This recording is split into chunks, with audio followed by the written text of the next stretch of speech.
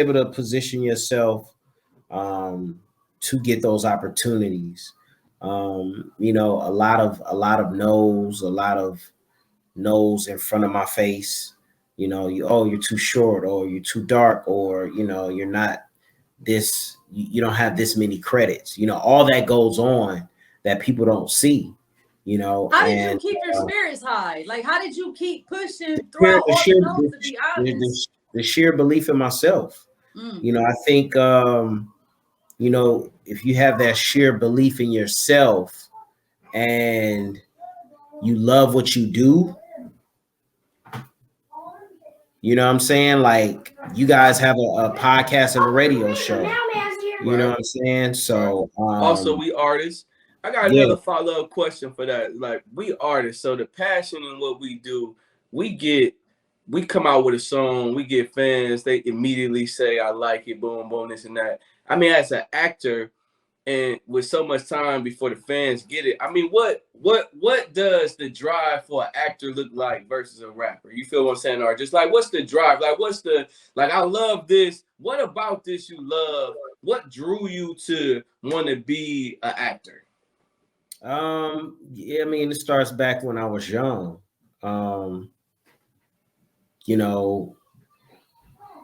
Performing in front of family. You have those get-togethers, and there's a talent show. The kids are in the living room.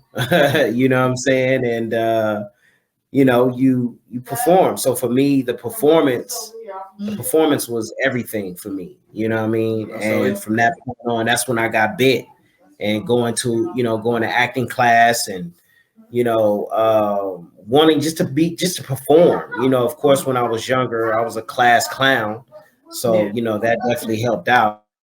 But for the most part, that's what it was, man. And just wanted to perform, man. And like I said, believing in myself more than anything is the key to anything that you do in life, period. There's going to be no's, but as long as you believe in yourself and know that you have the ability and capability and put in the work and the time, it's going to happen.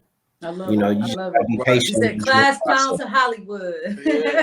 What type of who inspired you? Like, I mean, was it like, man, I seen Denzel Washington and Malcolm X, and I want to do something like that, or what? Like, who were some of the people that you was like, man, I see, and I want to do that? I mean, I know from us, like, we listen. I'm listening to Master P, and I'm like, man, oh yeah, I love No Limit. I want to do what they doing. You know what I'm saying? As an actor, did Will Smith pull you out there? Who pulled you out there? It's a lot of people, man. A lot of people that I grew up with, who were actors, that I was inspired by. My friend Ben, who was a child actor, my buddy Marlon. These are people who I, got inspired by. Me watching TV.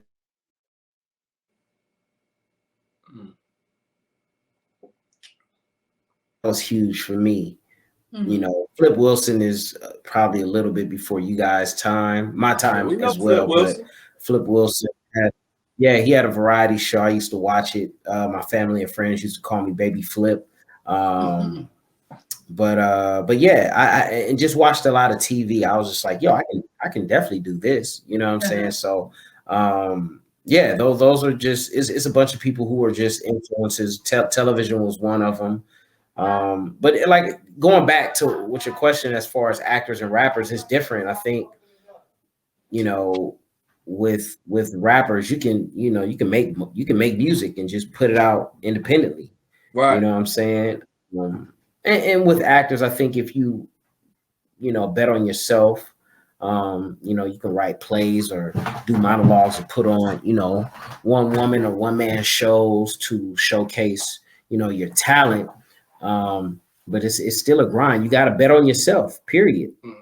And that's what I hear a lot. Like, even hearing you talk, and as we bounce back and forth, I still hear the same thing. Basically, I'm getting out of this: believing in yourself, pushing, keep going, never give up on yourself, never give up on your dreams. I think like that's the biggest thing right now. You know what I'm saying? And I'm getting out of it for sure. So go on. I mean, so I guess we could talk about All American. What was it like being preached on All American, and what was it like working with that cast? Because you had an amazing cast.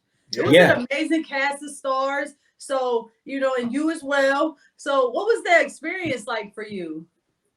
It was great. You know, I watched the show prior to being on the show because that show kind of mirrored a little bit of my life. Mine was a little bit opposite. I went to a predominantly white school. I got bused to a predominantly white school, but I played football. I lived down the street.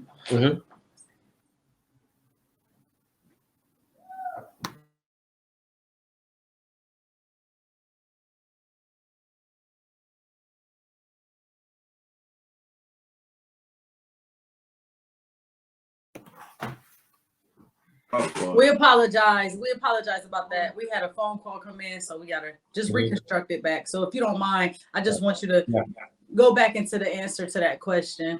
Just like how was it like working with the cast, and what was it like for you being a part of the cast for All American?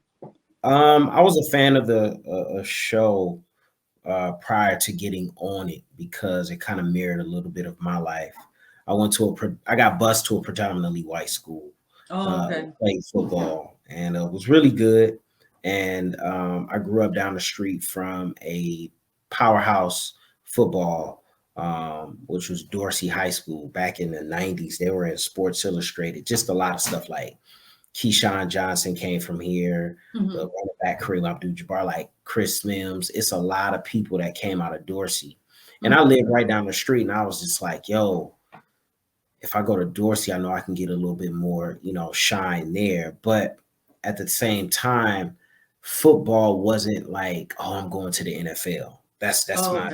Oh, that wasn't. Because I was going to ask that. So that was like secondary. It was just busy, focused. Exactly.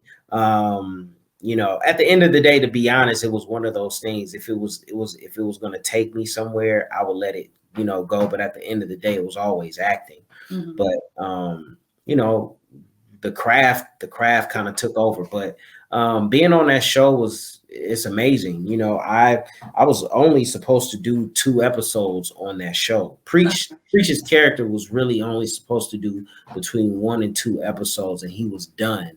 But the relationship and the work ethic that you know I put in surpassed that. The showrunner by the name of Nkechi Okoro, we met 10 years prior. She wrote a script for a TV show called Bones, and I did a guest star on there where I played this kid from Sierra Leone who was a amputee. So you know, doing the work on that impressed her. Here we go, fast forward. Wow. You know, 10 years later, she's now the showrunner of All American. You know, I'm on there doing my thing, and you know, she sees the work that I'm putting in, you know, and you know, she's like, hey, you know, you get shot at this last episode, but you know, we plan to keep Preach around for a while. That's and amazing. You know, what was it like hearing that news though? Because you originally had only 2. You know what I'm saying? 2. I mean, to be honest, I was just in the moment of just being grateful of just being able to work as an actor. Right. You know what I'm saying? I didn't really think beyond that. It was just like, hey, I have this job. Let me put 110% into this. And so you know, to get that call from her, you know, it was a blessing. It was just like, wow, okay, I have another opportunity for more work. That's amazing. So that's just what it is. The cast is amazing. We all get along. I was just with Breezy this past weekend. There's no egos on set, and that I was going to ask you about that. Top to bottom, like everybody gets along. And I was going to ask you about that. How important is it like to have that type of chemistry on set to where you guys are vibing and then where you guys can connect? Is that important in acting? It shows up in the work, you know. Right. It shows up in the work. I mean, especially in this town with egos, you know, you can tell when something's off. You know what I mean? And